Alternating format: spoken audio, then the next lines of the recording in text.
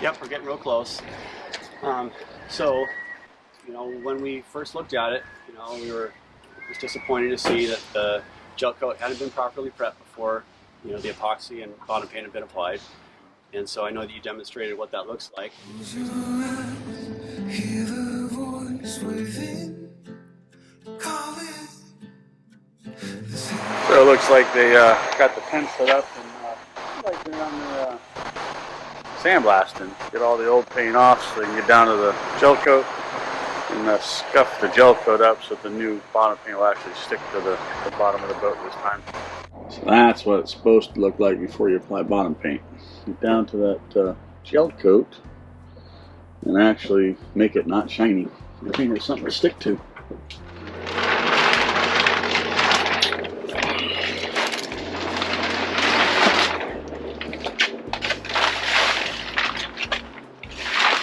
That other paint come off pretty easy? Yeah, it wasn't bad. Probably easy because there wasn't nothing for it to stick to. Yeah. Just like, I've been seeing this so much lately. As these boats coming really? from, other places basically, but they don't scratch the gel coat. We make sure that we do that no matter what. let's check out where they're at. It looks like the epoxy in the back. Look at that. New bottom paint. Except for that spot right there. Not to move these. Look at that. It'll be a brand new boat when this is all done. See, to get these, once they get everything done, then they're going to have to go through and have the port reblock it. They'll come over with the sling, they'll pick it up, move the blocks, reposition it, and then they can do the spots that they missed. Yeah. So we're about 90% done. Yep. Then we get all this stuff off of here, give her a good nice hose down and clean up. She'll be ready for the water. Look at that. New bottom paint. There's that 1-inch gap we're talking about. Nice and clearly defined. Keep that copper away from the aluminum. So this is Brian. Why don't you tell us about yourself real quick? Hello, I'm owner of Puget Sound Composites, or PSC for short.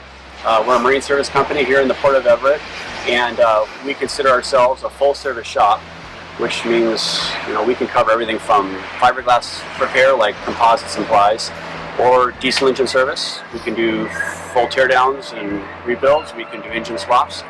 We can do pretty much any mechanical or electrical marine service that you might have for your boat. We actually do metal work too. So detailing, we do rigging for sailboats. The only thing we don't do is canvas, and but we know lots of people that are good at that too, so we can always give you a referral. Yeah. And you don't do outboards? We do outboards too. Do outboards? Yes, yeah. In fact, we just serviced the Yamahas on this cutwater here.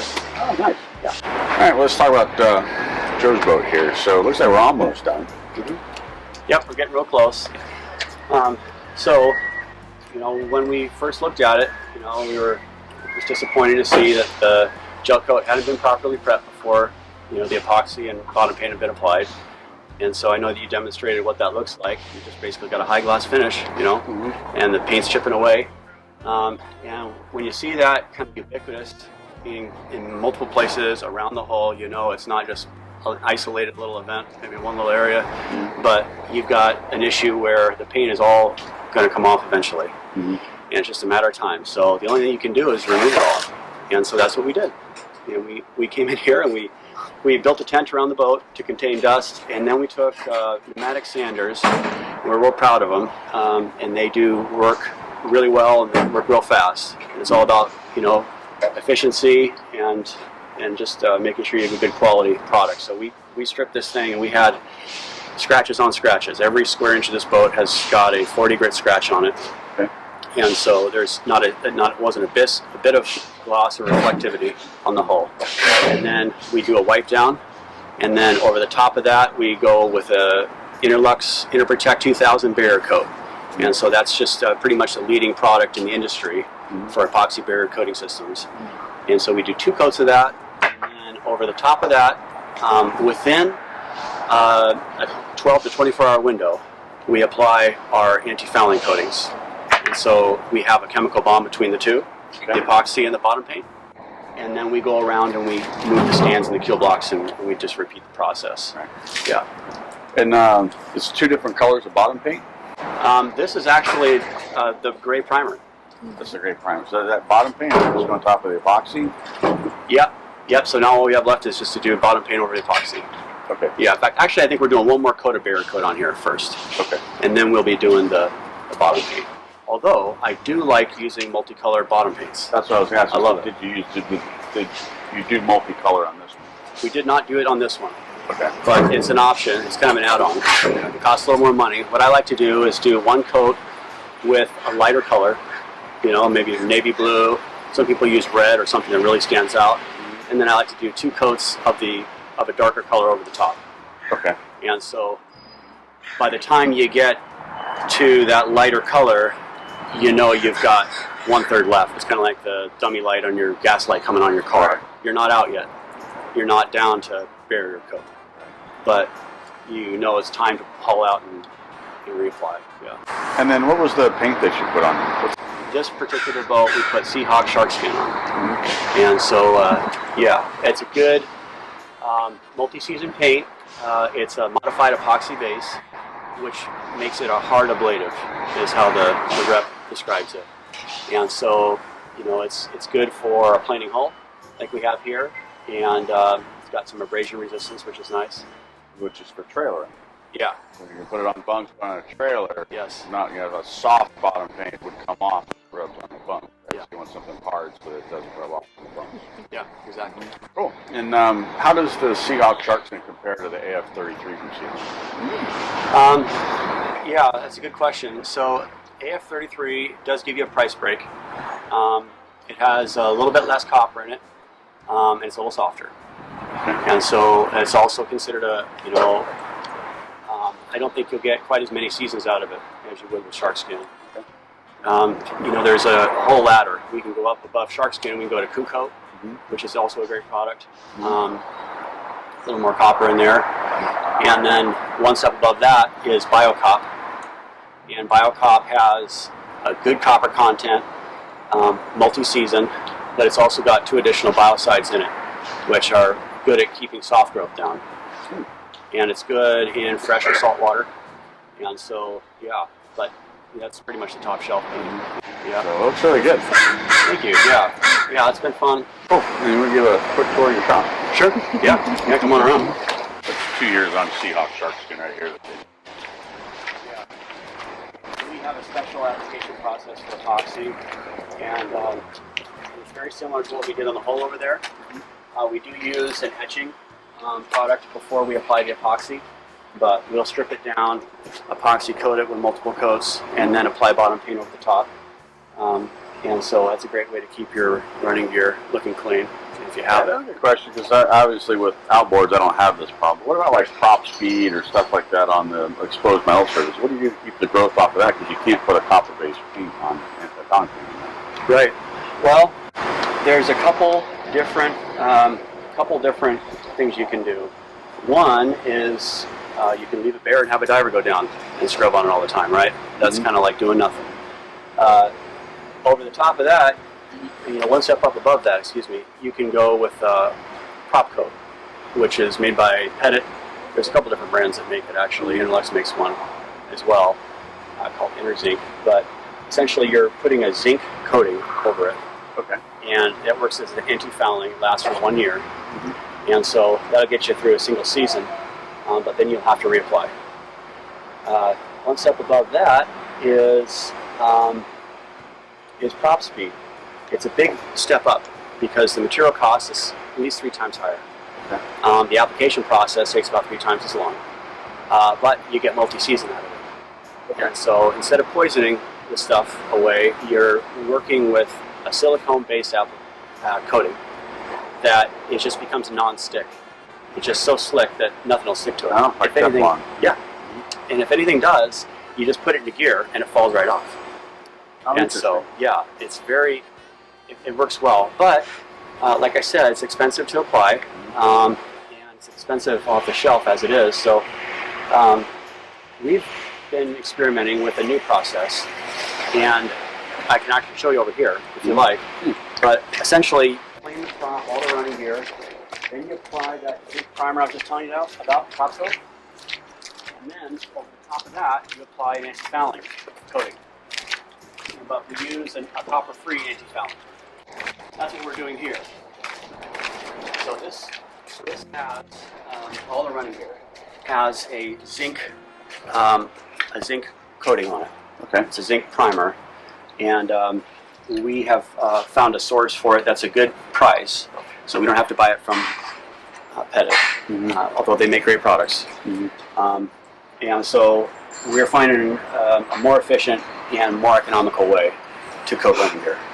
That's cheaper than prop speed, but lasts as long or longer. Oh, okay. Yes, like 2 to 3 years. We've got a golf cart, helps us get around the marina. We've got floor space here, and so we can bring in up to about 32 feet. We can de-trailer in here, and so we can do a lot of work inside. You know, we've got pretty much every power tool you might need. You know, we've got table here. We've got our glass rack back there. You can see we've got a variety of different fiberglass fabrics. Fastener room here. You know, so we've got all our hardware, which we're still putting together, but you know, I'll show you on up here. We've got a new system here. We're going digital. We used to have a whiteboard, as you can see, and that's set right here. But we can run. You know, we've got about 24 concurrent projects right now we're working on. You guys are busy. Yeah, we've got projects down in the boathouses. We've got them out in the yard here, and we have what we call Site B, which is a second location we have, and it's undercover over here. And that actually might be worth taking a look at because it demonstrates our capabilities for using large overhead lift to pull boats off trailers. If you guys want to go take a look at that other location, I don't know if you have any time, but Yeah, let's take a quick look at that, and also we'll put your contact information and how to get a hold of Brian if you have any boat projects in the comment section below. okay. I've got space over here. I've actually got a mobile shop here. I've got it going. I've got benches and lights in there. It's like kind of a little office. We've got 20-ton overhead crane that can lift boats up off the trailers. Put them right on block. Yeah, need it for hauling out engines. Yep. We've got a laser on a tripod. Helps set a perfectly level line. And then to go along with 40 grit sanders and give this gel coat perfect suit. Ultimately, every square inch is just scratch. Completely dull. No shine on it. And that's what you want. That's what prevents delamination of the paint. Yeah. How long have you been in business and how long have you been working on boats? Well, I'd say my passion for boats started when I was a kid. A lot of us with my dad, and he was a sailor, and so a lot of trips up in the San Juans, and then you know it seemed that we spent about as much time working on the boat as we did sailing it, you know, and so that actually kind of just engendered this this feeling of kind of a romantic notion of working on the boat with my dad, these projects. And I didn't realize until later in life that that's what I really enjoy doing, is working with my hands and working on and around boats. And, you know, so that's what ultimately brought me down here to the Port of Everett to do it professionally. And so I worked for a couple of the shops down here, and then I started my own business. I found a lot of really good talent down here, and then brought them in. So now we've got a crew of 7. And we've been in business officially for 2.5 years in the shop. So how many projects do you have going on right now? We have about 25 concurrent projects running right now. Great, and thank you for the walkthrough. It's been fantastic. All right. Okay, thank you very much.